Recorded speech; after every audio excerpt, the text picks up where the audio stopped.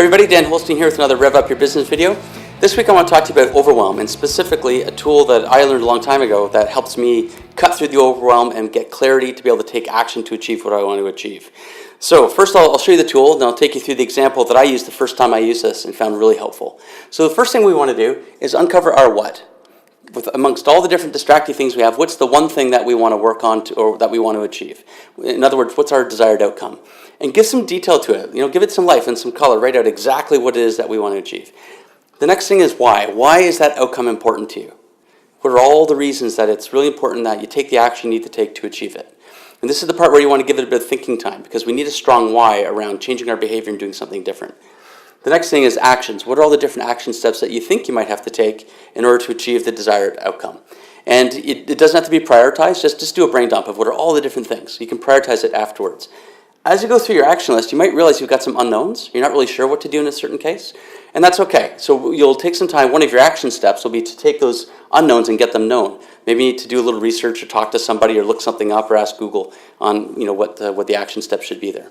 Okay, so let me take you through the example that I used, that I learned this on, and I hope this triggers within you some cases where you can use this tool to help yourself move through a little bit of overwhelm. So this is going back to my technology business days, way back when we used to fix computers, and I'd be rushing around from place to place doing what we call break fix.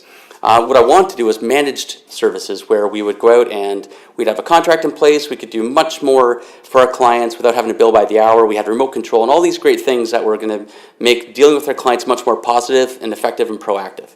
So the what for me was enable our managed services program. Get it launched, basically. The reason that was important to me was because I didn't want to be picking up the phone, hearing about customers' problems and having a negative interaction.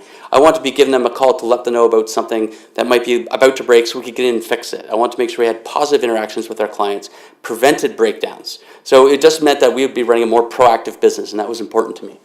What were the action steps I had to take? Well, I needed to get our plan together of what the different plans look like, the different programs. We had to get some software in place so we could do some of the remote management. I had to communicate to my existing clients.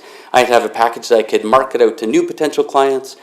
We need to do some testing and all different little technical things in-house. We need to get a trial client that we could test some of these things out with in the field, all these little things. And some of the unknowns I had, pricing, I don't know how much to charge for it. How do I price this thing?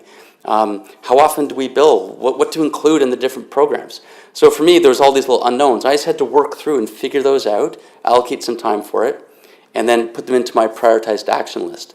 And what ended up happening was we did successfully launch the managed services program after a while, and going through this exercise gave me the clarity of exactly what I needed to do in order to get started. Not to get it completed, just to get started. Because as you know, once you get down the path on something, there's always new variables that come up that you have to work through anyways. But I was feeling stuck at the time, but this really helped me clarify my thinking, get it down on paper, get clear on what I needed to do, get prioritized, uncover what my unknowns were, and feel like I had a better sense of control of taking action to achieve what I wanted to achieve.